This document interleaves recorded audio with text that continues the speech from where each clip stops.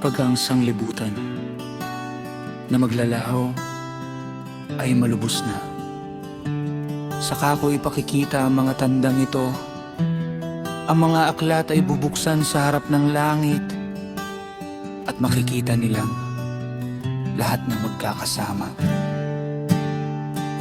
At ang mga batang may isang taong gulang ay magsasalita ng kanilang mga tinig.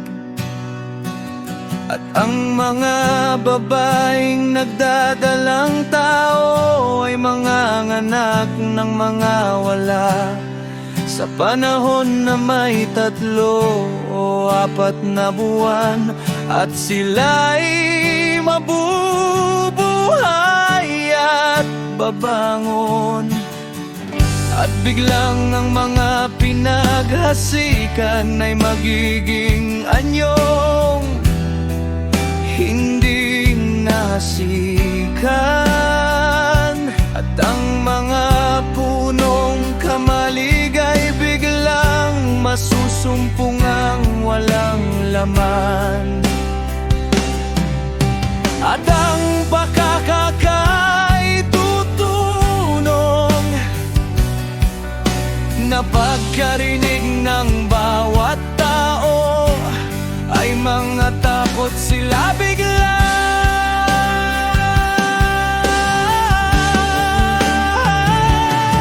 Sa panahong iyaon ay mangbabangayan ang magkakaibigan na gaya na magkaaway. At ang lupa ay matatakot, pati ng nanganaan doon.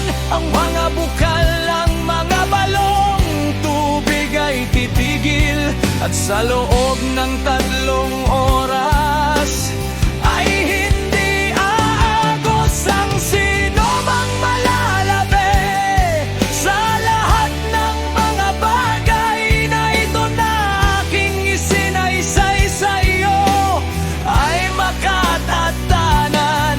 At makikita ang aking pagliligtas at ang wakas ng inyong sanglibutan.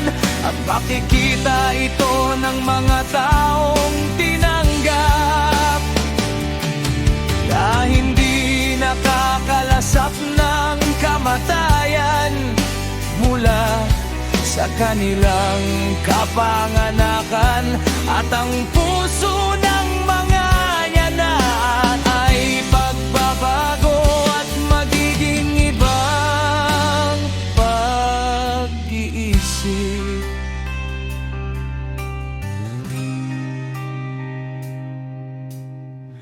Sapagkat ang kasamaan ay matitiklop, at ang pagdaraya ay mapapatay. Tungkol sa pananampalataya, ito'y giginhawa. Ang katiwalian ay madadaig,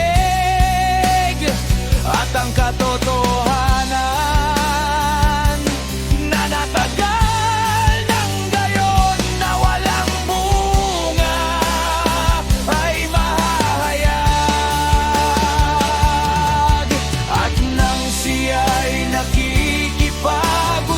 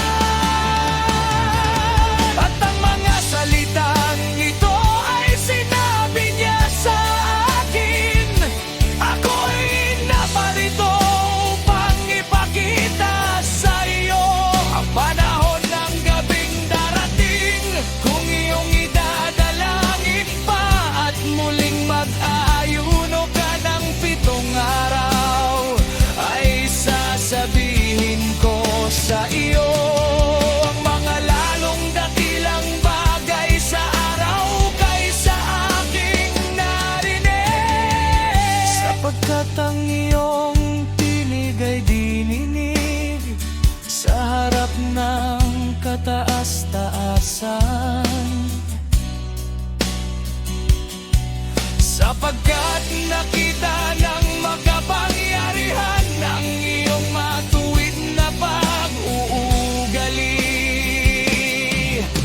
Nakita rin niya ang iyong kalinisan, nataglay mo buhat sa iyong kabataan.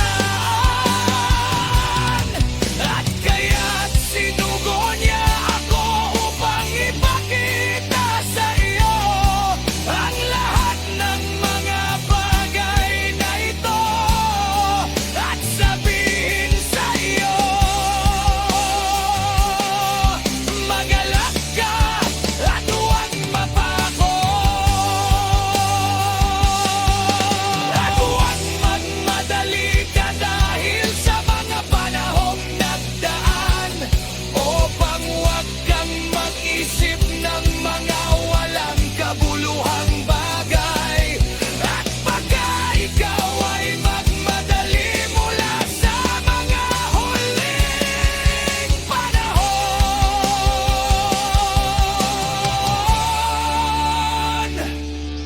At nangyari pagkatapos nito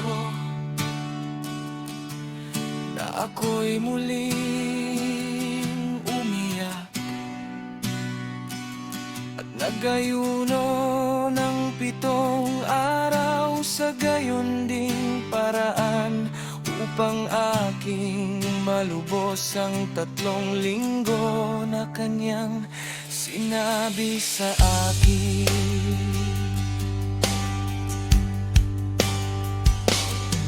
At sa 8 gabi